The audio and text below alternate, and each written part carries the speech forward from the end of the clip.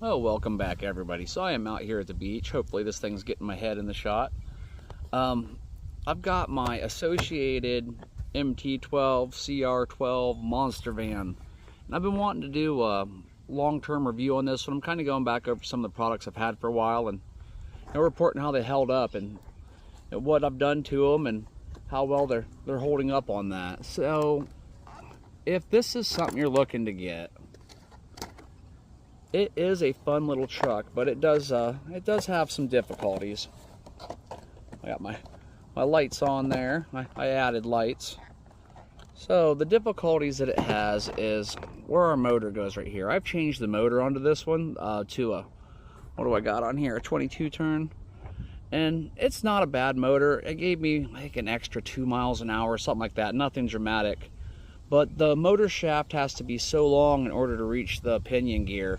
It makes it very difficult to modify the motor on these. And if you do go brushless, most of the time it explodes either the transmission or the differentials. So these do not handle a whole lot of power well. If you're looking for a monster truck that's of this size and you just want to throw it down and drive it, this is a pretty good choice for that because it does hold up well for that. This thing has been underwater so many times and I'm still running the stock receiver in that.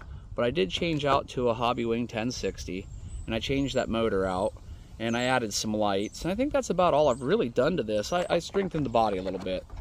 I did do the bodies are kind of thin on these, so I did add some strengthening on the corners. We're going to be running a 2200 milliamp 50C battery today, a 2S, and we're going to take it out here behind us on the beach, bounce it around, and just kind of give it a run review as we'll talk about it as we run it. And you'll see exactly its features as it's out there doing its thing.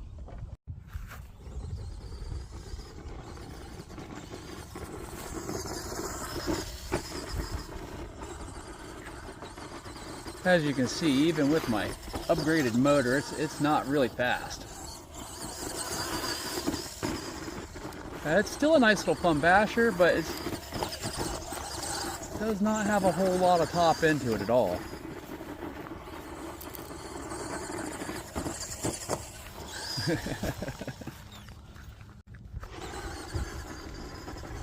As I said, this is after the motor upgrade.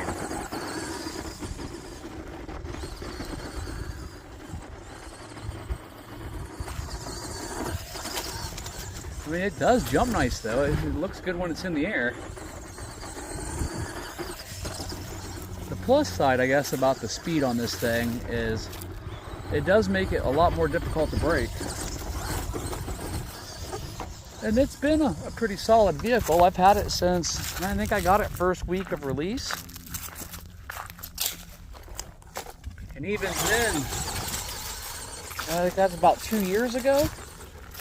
And I haven't had to replace any broken parts, just all modifications on stuff.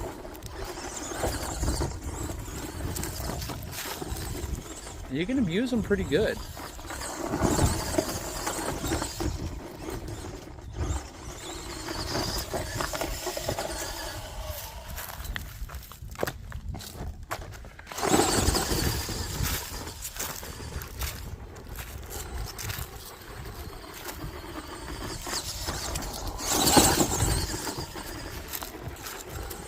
I think its biggest feature is, it does have that really nice classic monster truck look with that van.